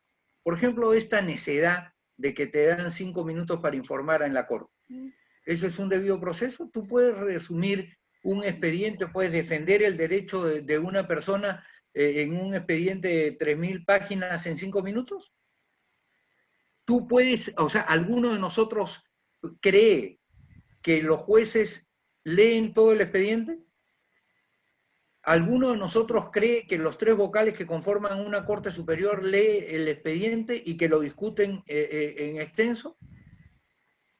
Es decir, estamos, digamos, con una verdad formal, pero no con una verdad real. ¿Cómo puedes decir que un abogado puede tener 3 minutos para defender a una persona? ¿Cómo puedes negarle la posibilidad a un abogado de ir a conversar con un juez cuando hay 3 meses que se demoran en hacer un proveído? ¿Qué justicia pronta es esa? ¿Cómo puedes tú hablar de doble instancia, por ejemplo, como cuando ahora mañana vamos a tener un caso, 2 casos, ¿no es verdad? Cuando no le han dado la palabra a la persona a la cual le estás quitando el derecho político del artículo 31, que es un derecho fundamental, sin haberle dado a su abogado la posibilidad de decir lo que él piensa respecto a lo que ha dicho el supuesto fiscalizador. O sea, el supuesto fiscalizador, entonces, ¿cómo puedes? ¿Y cómo puede el de primera instancia en ese momento volver a repetir lo que había dicho y que el Tribunal Superior le dijo que estaba mal y que tenía que volver a redactar una sentencia tomando en cuenta tales y cuales casos, y sencillamente no le hace caso? Entonces se tiró al suelo el principio de la doble instancia. ¿Te das cuenta? O, por ejemplo, cuando tú dices tutela jurisdiccional efectiva y ganas una acción de habeas corpus o ganas una acción de amparo o ganas cualquier acción constitucional, regresas y el Tribunal Constitucional te dice, sí, pero ya eso es sustracción de materia. O sea, ya hay sustracción de materia. ¿Pero cuál sustracción de materia? Sí, porque ya pasaron las elecciones. Oye, señor, en las elecciones ganó el candidato al que tú lo votaste.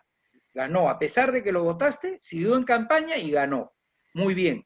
El señor sigue vivo y todavía no ha terminado su proceso y no ha terminado su mandato.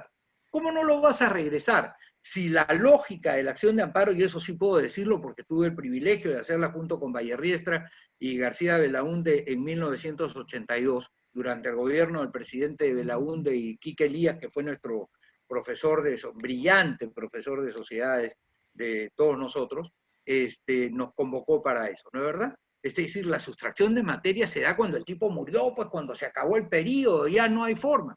Pero mientras tú puedas acercarte a cumplir, aunque sea un cachito del derecho que le quitaste, tú tienes que hacerlo cumplir, pues esa es la tutela jurisdiccional efectiva, ¿me dejo entender?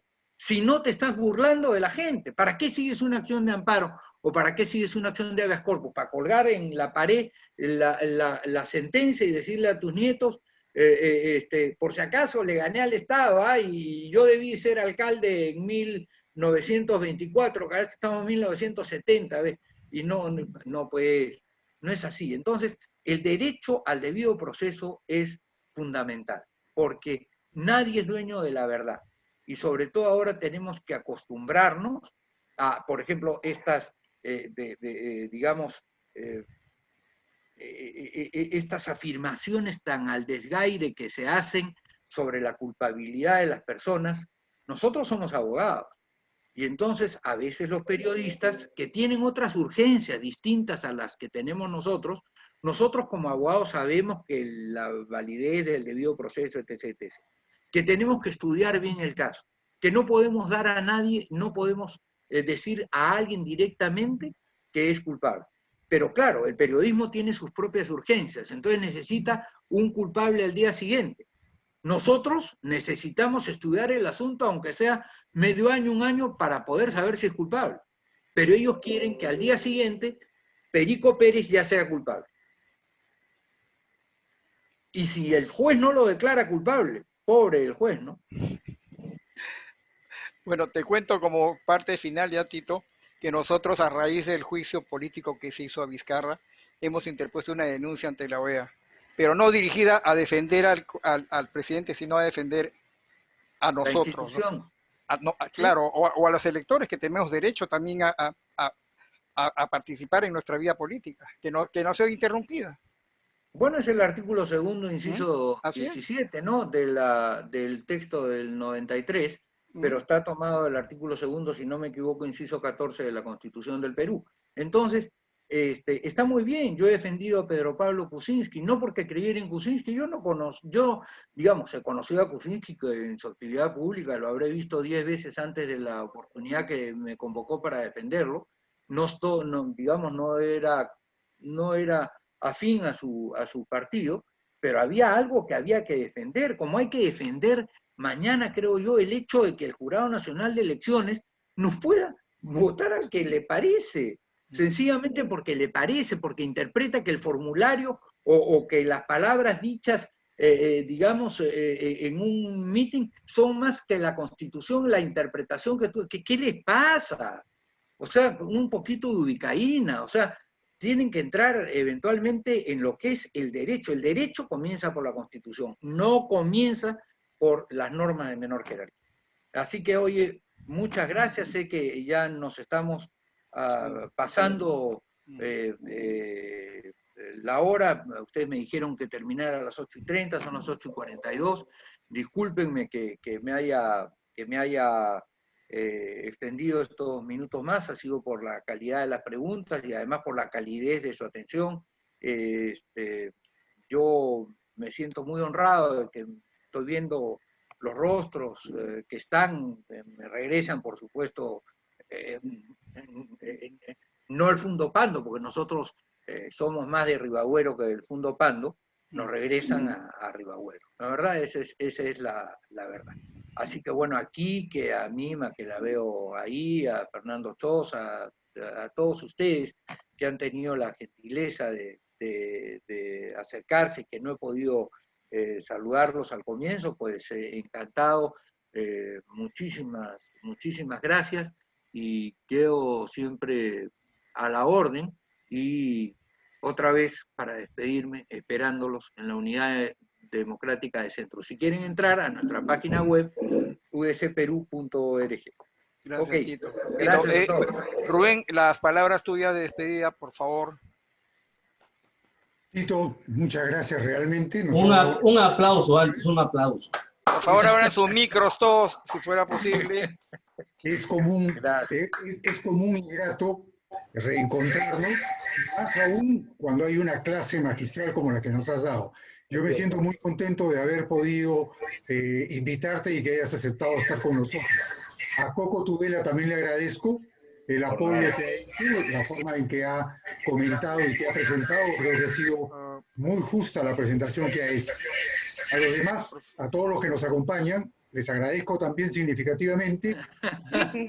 Oye, gracias Coco, de verdad. No, por favor, gracias Tito. Muchas gracias a ti. Gracias. Chao, muchachos. Chao, Quique. Nos vemos. Gracias, muy interesante. Chao, Tito. Chao, Edith. Gusto de verte y de escucharte. Gracias. Sí, igualmente. Chao.